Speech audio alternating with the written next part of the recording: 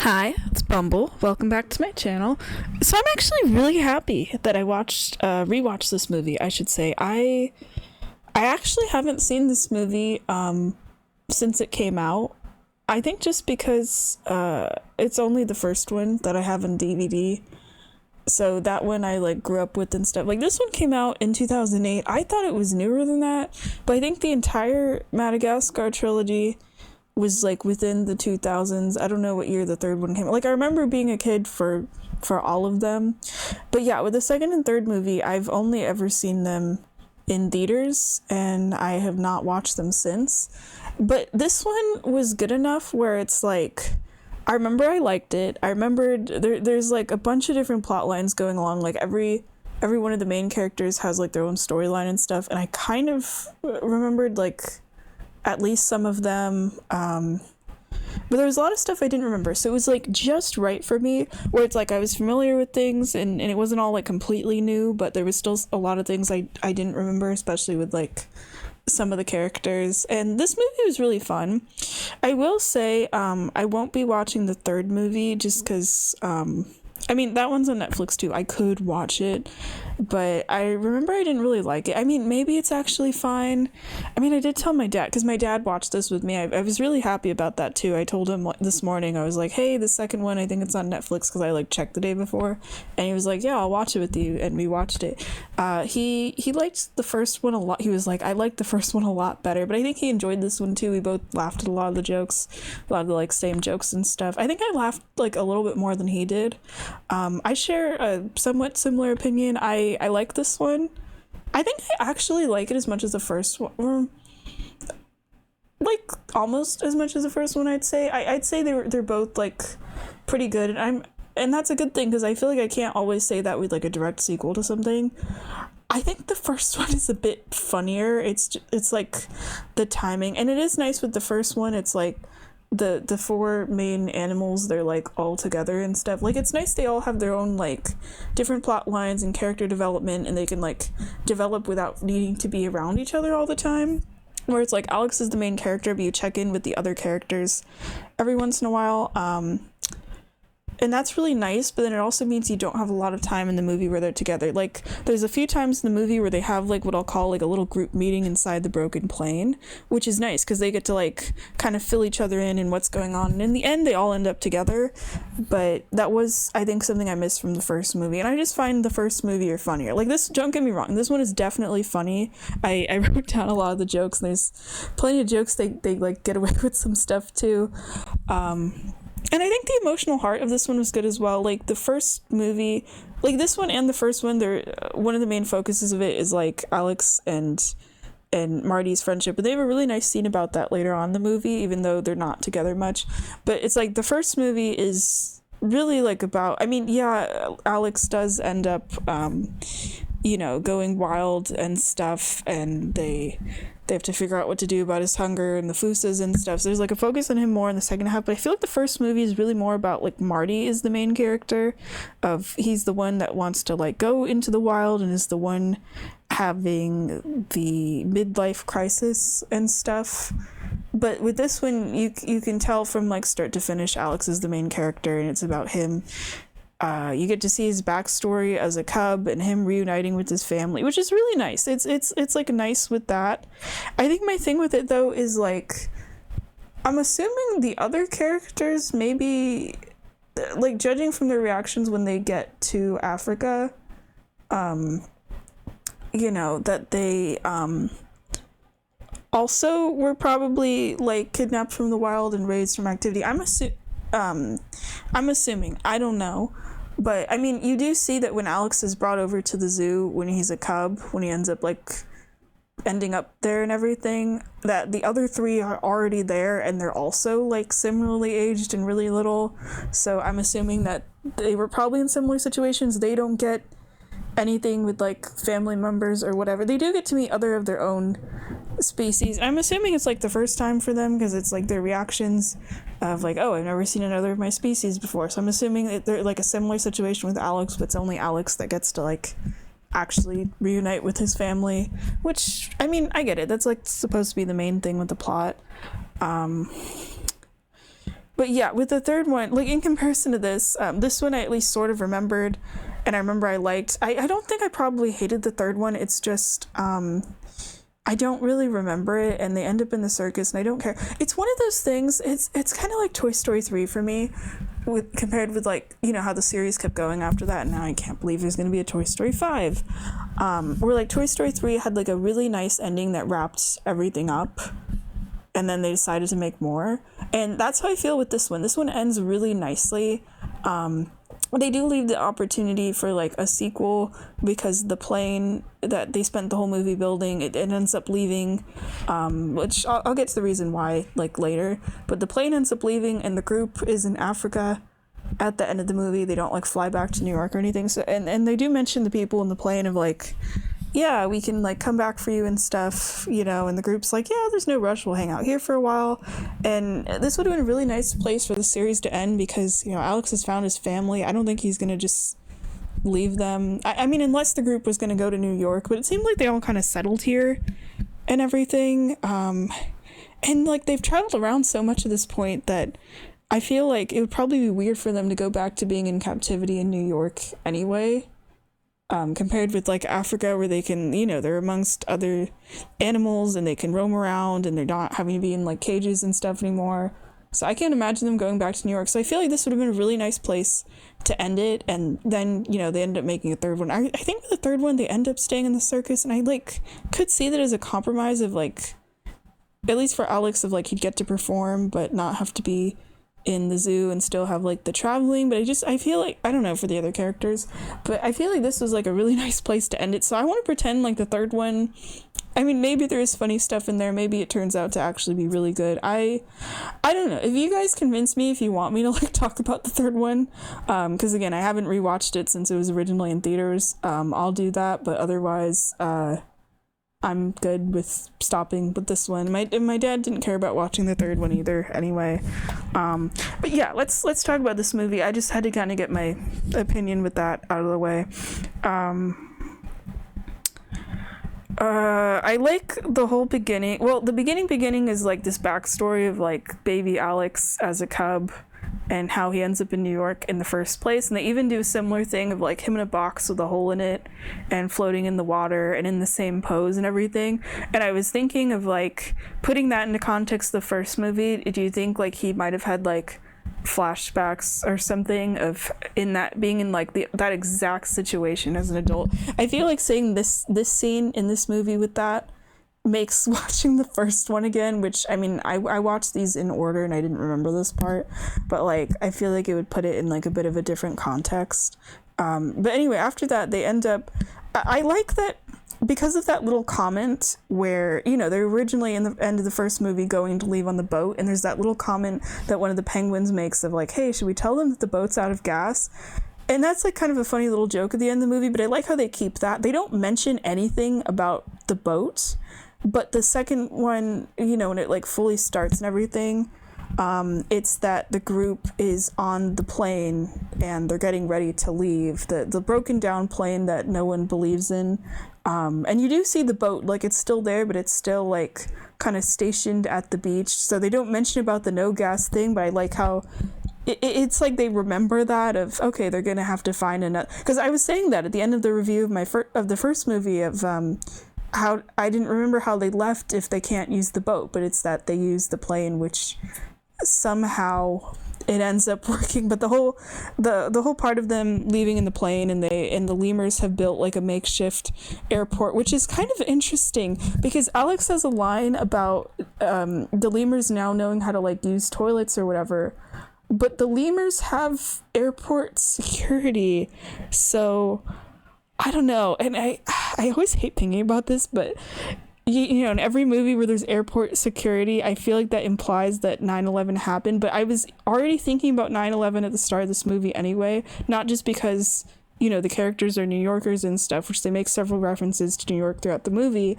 but in the part when, because I don't know when these movies take place like in universe, but in the flashback when Alex is a baby, you see New York and you see the Twin Towers in the background, so that means it's pre 9/11.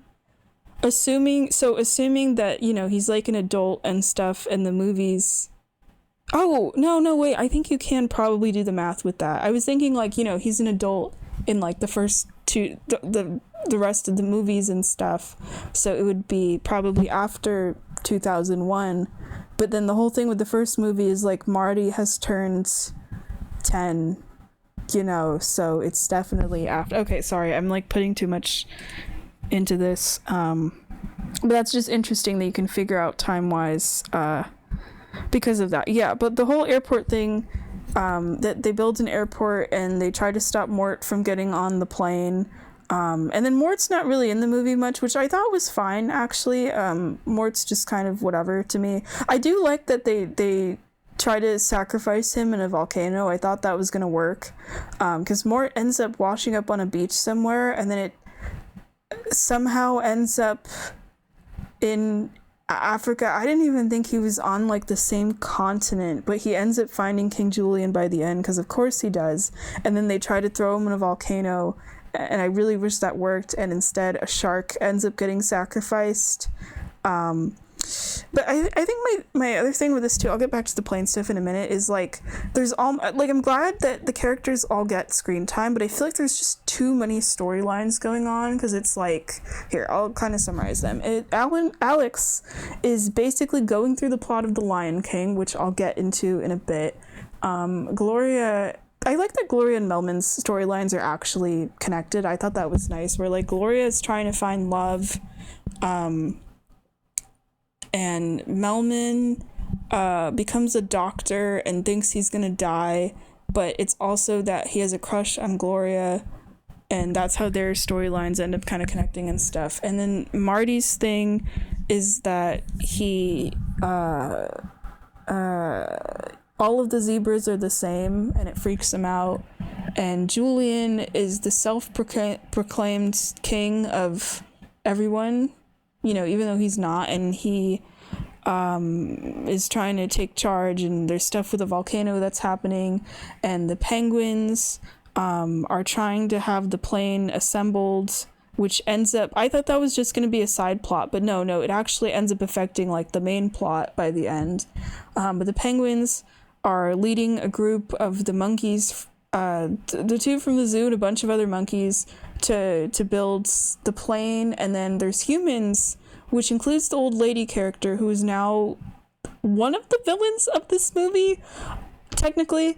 And the humans end up stranded because of the penguins, and they have to, it's like a bunch of New Yorkers that are visiting Africa, and they have to find a way to survive. So it's like a whole bunch of stuff that's, like, constantly happening. Like, the movie maintains a good pace, but it's really only, like, a couple of the storylines that end up being, like, plot important or getting a lot of screen time. Obviously Alex ends up getting the most screen time, basically. Anyway, let me go back to talking about the airplane. They have different classes on the airplane, where the lemurs are in first class and the rest of the animals are in what is it called, like economy or something, where it's like the regular one. Julian has this line that's literally just, like, word for word whatever happened to the separation of the classes, because Melman, he's not trying to sneak into first class or anything. He's just trying to, I think, get away for a bit, to, like, ask for drinks or something, because Private is the plane stewardess. Julian and Maurice, they're watching black and white footage of plane crashes while on the plane for some reason. I like that the penguins keep mentioning that they don't believe the plane will work. Like, there's this part where Private, because he's the stewardess, is doing the safety demonstration they do at the start of flights, and which includes all the safety gear. And when it's the part where it's that thing that you, like, breathe out of with your mouth, he says something of, like, oh, put it over your head and cover your eyes from the fear. And there's another one with the vest. I don't remember if it's with the vest or it's the mouth breathing thing, but he says something of, like, oh, put this on you, something, something, and kiss your ass goodbye, but you don't hear the word ass because there's like a sound effect of whatever he's using covers his mouth or it makes a noise. It's either the vest exploding or the thing going over his face. But that was kind of funny and a good way to get around of that. Because you could see in the subtitles too, it doesn't actually say kiss your ass goodbye, but it says like kiss your goodbye. Like it doesn't have the word in there, but you know what it's supposed to be. And the penguin's saying something of like, you better like start praying or whatever when the plane's gonna start, and they're like, wait, what? But yeah, that was funny to me. And they don't even, like I said, they don't even mention the boat or anything. It's just like, okay, going forward with the plane. And then Melman's crush with Gloria gets introduced at the start of this, where it's like very, it's like obvious and stuff, because he keeps accidentally admitting it, but Gloria doesn't hear anything. But I think it was kind of hinted in the first one anyway. There was like some line, it was either a line that he had, or it's like the way he interacts with Gloria in the first one, I thought was hinting at like he had a crush on her. Anyway, but yeah, they try to not get Mort on the plane. That was kind of funny to me. I like that there was a Twilight Zone reference when Mort is on the plane, where Alex, I think it's called like Nightmare at something feet. It's like a really well-known Twilight Zone episode, the point where I think it's one of the parts of the Twilight Zone movie from like the 80s, where I've never actually seen the episode as part of the Twilight Zone, but I've seen it as part of the movie. Oh man, that was a good movie actually. I don't remember if I talked about it on here or not. I don't think I did. But yeah, in that episode, it's about this guy and he's on a plane and he looks outside and he sees some kind of like demon creature that's on the side of the plane, like messing up with the wing, and he freaks out and no one else is able to see it. It's a really good episode. It's like parodied like a whole bunch. But yeah, they do that with this one where Alex looks out the side of the plane and Mort is on the side of the plane and messing with the wires, and there's even like a part where he gives like a freaky face and Alex like closes the window and he says something of like, guys, I think Mort's on the side of the, or no, I think Mort makes like a weird face and then goes back to normal, and Alex is just like, oh, hi Mort, and then Mort gets sucked off the plane. But yeah, I if I'd never watched anything with Twilight Zone, I wouldn't have caught that at all. I would have just thought like, oh yeah, that's like typical Mort behavior. Yeah, he'd survive on the side of a plane, whatever. That was funny to me. And then I forgot this movie was from the 2000s. It has to take place in the early 2000s anyway, because when the plane is going to crash and they're, you shout the things because you think you're gonna die. It's still funny to me, out of all the things for Alex to say to Marty, besides, well, he does say like, you're a 1 in a million friend, which is sweet, and then that ends up actually coming up later during one of their conversations, like in a really big scene later in the movie, which is kind of nice. But Alex says something about breaking Marty's iPod, and I was like, oh yeah, this is from the early 2000s.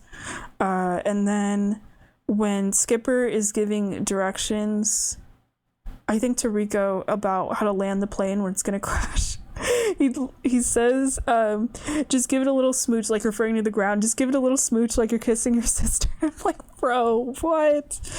And then the monkeys, they're on the plane too. I actually completely forgot that they were in this, and their thing with like fixing the plane, which I wish we could have seen more of, because by the time you check in with them at the end when the plane needs to be fixed, it's like a pretty crazy situation. I'm like, okay, I want to know how we got to this point though. But yeah, the monkeys, I mean, they should be there, but I forgot about that, because there was all of those animals that were in the boxes in the ship in the first movie, and they were there, and then I forgot about them because like it's only the 4 main characters that fall off the boat and end up in Madagascar, but it's like, no, duh, they would be on the boat as well, because the boat ends up coming back to pick them up at Madagascar, so of course they'd be on the plane, which makes me wonder, were there like any other animals that were on the plane? There was a lot of, the boat, there was a lot of boxes, but yeah, they're there too.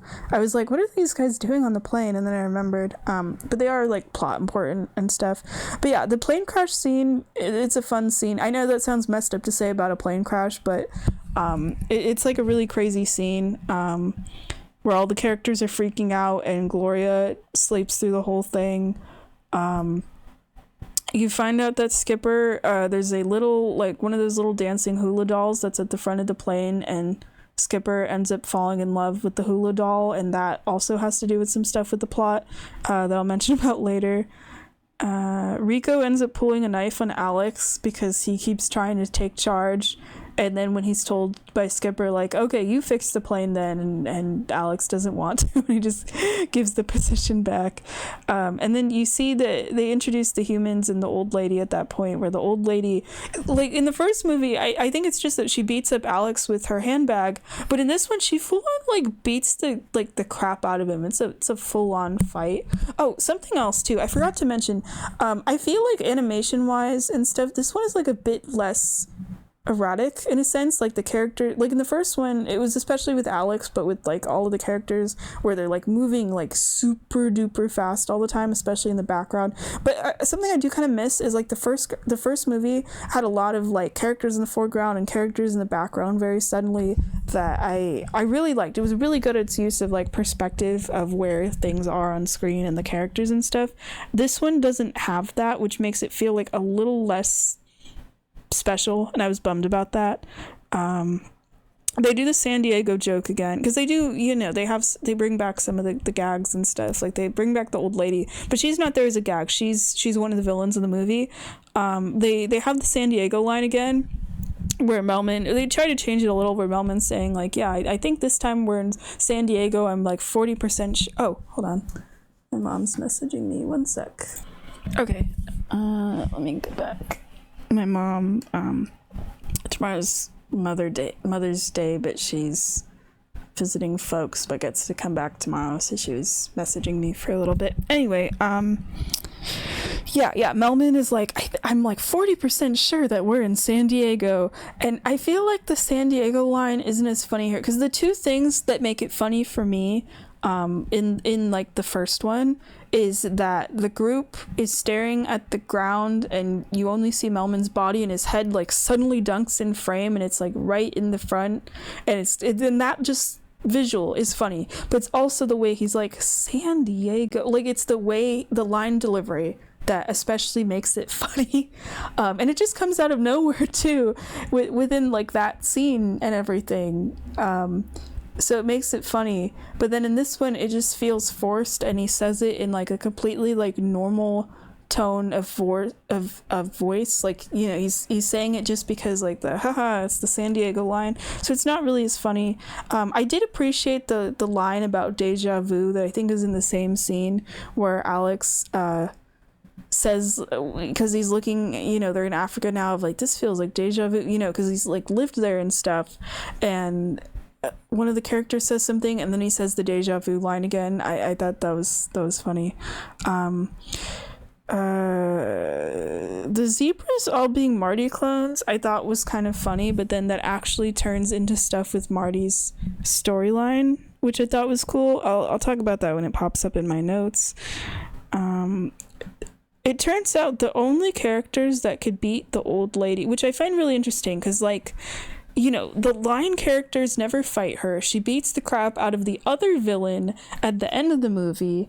The only characters that can beat her, in a sense, is the penguins, which I feel like isn't surprising. I was wondering about that, though, of like in the first movie, I'm thinking like if she ever encountered the penguins, I thought she'd try to get revenge on them, because they're the ones that cause the problems for the humans, which ends up causing problems for the other animals later, because the penguins are stealing jeeps, and it ends up stranding the humans, and the old lady is still in the jeep, and she gets flung out the window, and then they hit her with a car, and the penguins get kind of freaked out over her, not like scared, but they're like, oh, quick, hit her, run her over with the car or something, or they don't run her over, but they hit her. She's fine, she's indestructible to damage. But then she ends up becoming the leader of the humans, and I like that there's a later scene where she's giving them a pep talk of like, we're New Yorkers, we don't have shelter, we'll just build skyscrapers. If we don't have food, we're gonna find a decent hot dog stand, you know. And but there's two things with that scene I actually really liked, where there's an accordion version. I don't know why it's an accordion version specifically, but there's like an accordion version of New York, New York that's playing during that part, but also there's a shadow behind her because they're in front of a campfire, and it forms the Statue of Liberty, and I don't think I noticed that last time. So that was a nice detail, because that's basically the role she's serving in that scene. And then you check in with Mort. My dad and I laughed really loud both times when Mort, but especially the first time, Mort ends up on the shoreline. There's like a really pretty view of a beach, and then Mort washes up on the shore, and he's like a little tired, and then a shark comes out of nowhere and tries to eat him. I think it does eat him at first or something, and then it ends up like chasing him, and I thought that was pretty funny. I kind of wish he got eaten by the shark. I wish it was in the same way as like, because it's in a similar way of like the little animals that were getting eaten by animals in the first movie, that like montage when some of the characters are going through the jungle.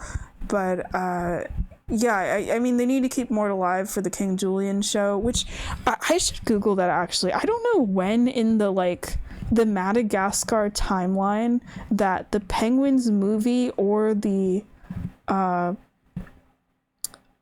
King Julian show is like taking place. I assumed the King Julian one was like a prequel or something, but I don't know. One of the monkeys ends up kissing Skipper. I wasn't expecting that, but that was cool.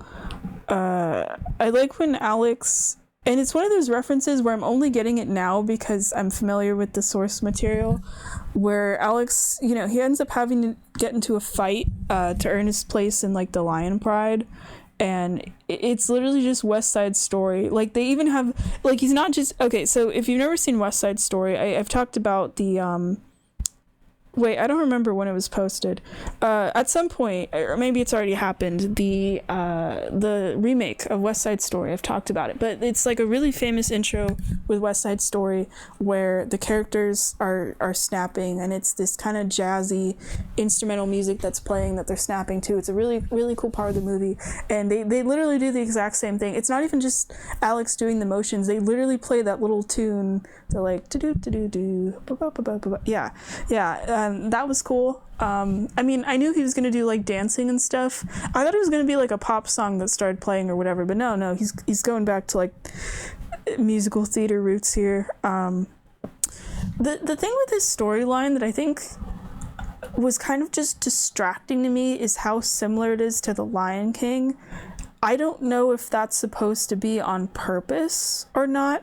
And I think that was even more in my head because like I just rewatched The Lion King for the first time in years, like last month, where it's basically like Alex's dad is like the leader of the lions, and there's this other lion who is a jealous, smart, green-eyed lion that tricks the leader's son in order to take the throne, and then he becomes leader and he turns out to be a shitty leader. And well, in Lion King it's that they're going to starve, but in this one it's that they end up losing the water, and the water, well, no, it's actually not that lion's fault, it's the fault of someone else, but he doesn't know how to fix the water problem, so it ends up being very similar to The Lion King.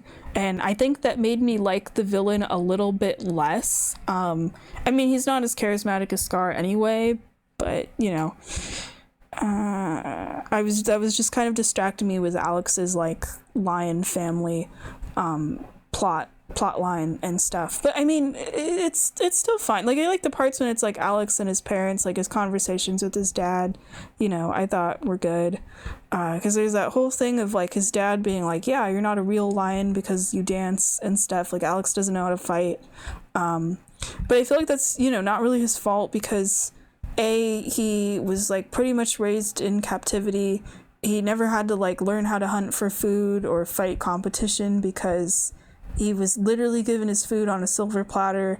And, he didn't have to deal with other predators because the lion was like the highest it went in the zoo like food chain and everything, and there were literally no other lions, so he's never had a reason to fight or anything, and he was like encouraged to dance if anything.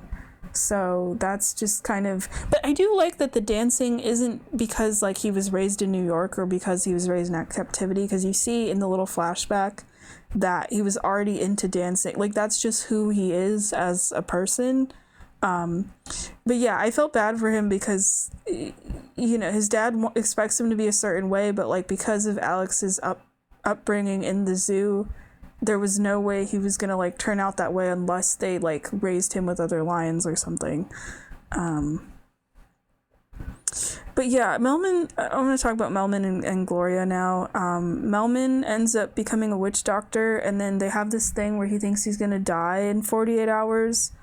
And then Gloria's thing is that she's trying to find love, which ends up being kind of funny later, where it's like 3 of the 4 characters end up just not really doing great, and they have like a little group meeting. And then Gloria's like, I'm having a great time. I'm gonna go on a date with Moto. Oh, speaking of Moto, he's like one of the only things I remembered about this movie, but because of the meme, like that's the big meme I remember from this movie. And he's like barely in the movie. Like his big scene is the one where he's introduced, and yeah, but I do like that, you know, like Gloria's into him at first, and then she's like talking to him and realizes like, oh, you only like me for my body and you don't really care about like me as a person. And then that's like the point when Melman shows up, because it's that whole thing of like he's going to die, which gives him the courage to ask out Gloria, but also, you know, he's having like the romance troubles in the first place. And then the scene when he ends up like he's like just talking to Moto, but it's like basically his confession scene. And I always find those confession scenes in movies kind of sweet, where it's like they care so much about the person that they know like how they like certain things and stuff. Like he starts talking about like orchids and like basically like things you'd only know if you like took the time to know the person. And you can already see at that point Gloria is impressed, but she doesn't get to tell him anything, because then later on he volunteers to be the volcano sacrifice because, you know, he's like gonna die anyway. And then she ends up saving him from the volcano and tells him like, it's not even like she was impressed that he was gonna go throw himself in a volcano, because no, she doesn't want him to die.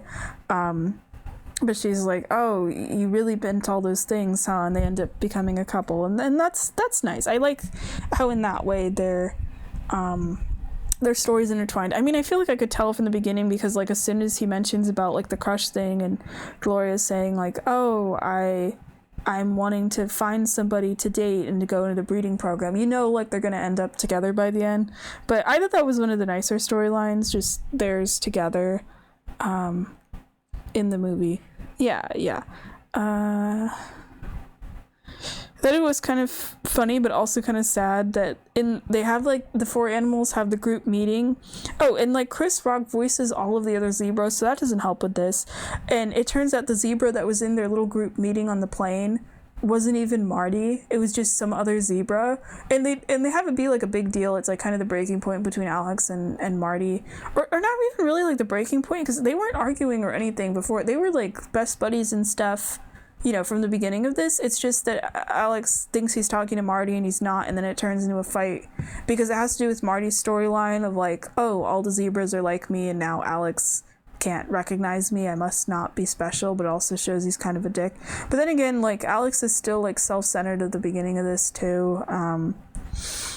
But that is still kind of funny to me that they had this group meeting, and like I guess this random zebra decided to sit there. And the thing is, he's saying like very Marty dialogue anyway, as if he's like part of the group and stuff. So you'd think that it was Marty, but the zebras are literally like carbon copies of like Marty and everything. But yeah, the group ends up splitting up. I do like that, but at the same time, they were all kind of going in their own directions anyway. I feel like if they were together like a little bit longer, then I feel like them, you know, like, oh, we're not really like friends anymore, would have had more meaning. But yeah, King Julian does King Julian stuff, which apparently involves him wanting to invade a neighboring country and impose his ideology on them against their will. When he's giving Melman his pep talk, and I'm like, dude, you got problems. And then the scene when Alex ends up apologizing to Marty was also really nice. Where it feels like a real apology. Like they do have the little makeup scene and stuff in the first movie as well.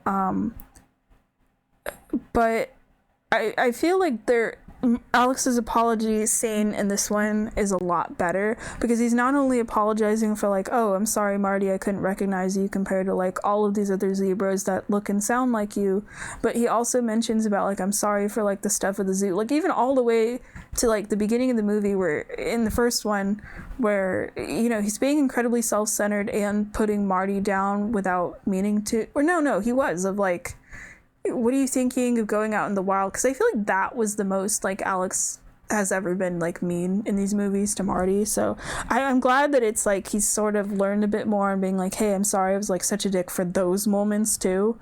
That was a nice scene, especially because like Marty is facing away from the crowd because he doesn't want to look at Alex, and all the other zebras are looking at Marty, and Alex is like, yeah, I'm talking to you, and Marty realizes that Alex can like see him and everything. That was nice.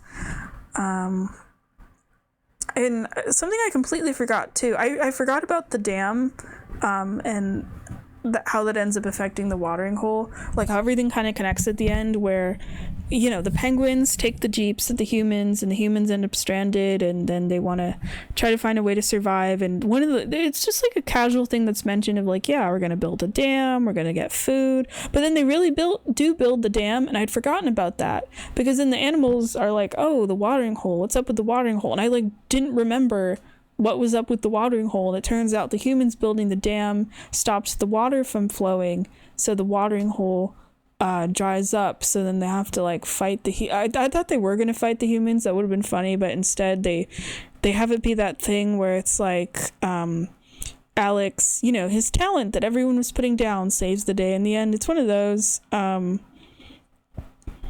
and like brings him together with his dad. The thing that was funny to me though, with like the whole stuff with the plane and everything, because that's also part of the plan, is I want to know what was happening, like I mentioned, between like the sort of beginning and stuff of like, you know, the monkeys are recruited and they're working for the penguins to build the plane and stuff, and they're like still working on it even in like other scenes throughout the movie. But then by this point in the movie, the monkeys have formed a union. All progress in the plane has stopped. They want maternity leave. As Skipper mentions, like, oh, even though you're all males. I like how he has to like check under the table to like check genitals to see like, wait, why do you want maternity leave? They do end up getting maternity leave though. And then the monkeys have to blackmail Skipper with black and white photos of him with the hula doll. Oh yeah, they also called they just straight up called the monkeys commies as well. I'm like, all right, you know, like communists, because they want the union. I think it was actually just as like an insult in general. They end up getting the plane built. Actually, the parts when when everyone's flying around in the plane with all of the monkeys hanging down from the plane, I really liked the angles of that. That was really cool. And Copacabana playing when they're gonna crash the plane. Well, not the plane, but they're gonna crash part of the something. They're gonna kill Alex to destroy the dam. That's a really fun song, and just that whole scene was really fun. They don't end up killing Alex though. Yeah, and then the villain lion, I didn't remember what happened to him, but I like that, because you see Alex like punching like a punching bag or whatever, like you think, okay, maybe he is gonna fight the other lion, or I thought it was gonna be like the animals were gonna kick him out for being a shitty leader and being like, you didn't help us get the water, Alex did, and they were gonna like boot him out of the tribe. I thought they were gonna like boot him out of the pride or whatever, the group, and we're gonna make him wear the stupid fruit hat or something. But no, what they end up doing is better, where they end up giving the lion a handbag, and he actually really likes the handbag. and then the old lady is there, and she's like, you got my handbag, and she like beats the shit out of him. And I like how it's like as like individual like cuts between him, like her like beating him. It's like it's slow, you know, like he deserves it and stuff. And then she drags him away, and the entire movie she's talking about wanting to eat a lion for dinner. So I'm going to assume, because we never see this character again, he gets eaten, and that's how the humans get to live. Actually, I don't know how it ends up working for the humans, because the old lady leaves, and then you see the plane leave at the end, but it only has the penguins and I think some of the monkeys or something. The humans, I don't know if they get their jeeps back. I assumed the parts of the jeep were used to fix the plane, so I'm assuming the humans are still stranded. Maybe they just end up staying there. But no, it is kind of interesting, or not interesting, but like, they do a fake out thing where you think that Melman and Gloria are gonna get married, especially because the characters are talking about like, oh, you guys are like a weird couple, or this is a weird couple, or whatever, or it's like love defies all or something like that. And then it turns out that Skipper and the hula doll end up getting married, so I guess Skipper is legally married now. And they end up going on their honeymoon, and that's why they take the plane, but then the rest of the group decides to stay in Africa. I wouldn't have minded if it was like Melman and Gloria getting married at the end, though. I mean, they're already like a couple anyway, but whatever. But yeah, they end up staying in Africa, and Alex gets to be with like his friends and family. So that's why I was saying at the start of this, of like, it would have been really nice if that's just where, I feel like that it was kind of setting up as like this is a final ending of they get to, you know, stay in Africa, but no, there's a third one where they end up at a circus, which again, I don't know if that one's like good or bad. I don't remember like hating it or anything, and I haven't seen it in years.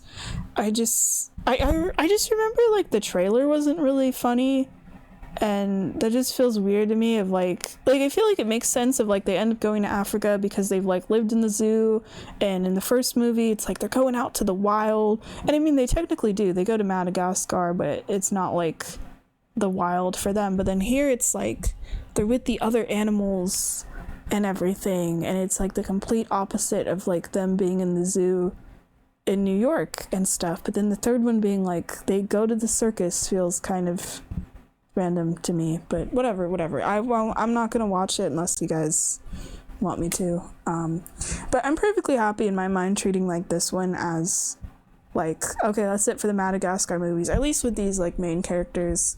I'm fine that like the Penguins got a movie. That movie's pretty good. I think they also had a TV show as well. I remember watching that on like Nickelodeon when I was younger, and then King Julian had a show. I watched a bit of that too, because I feel like all of these things came out like around the same time. Like I think something with the Penguins, either the movie or the TV show, came out at like the same time as this movie, to the point where when I was looking up pictures of the movie poster, there was a really cool one actually where it was showing this Jeep picture, but it was longer. So like one half of it was like the main four characters, and the other half of it was the Penguins, and it was like an ad for one of the Penguin things. So that was pretty cool. But I feel like that shows like how many good side characters are. It's like I was saying with the first movie actually, of like, I can't believe we get the Penguins and the Lemurs in like the same movie, because they're both like such good, like funny, memorable like side characters and stuff, that they both got spin-offs, you know. That's awesome. But yeah, this was good. I'm glad that it was like almost as good as the first one. Like I said, still think the first one's funnier, but they're both movies where I could watch them like again and again, honestly, and I'm glad that I rewatched this one, and I'm like, okay, yeah, this one, you know, it's like way better than I thought it was gonna be.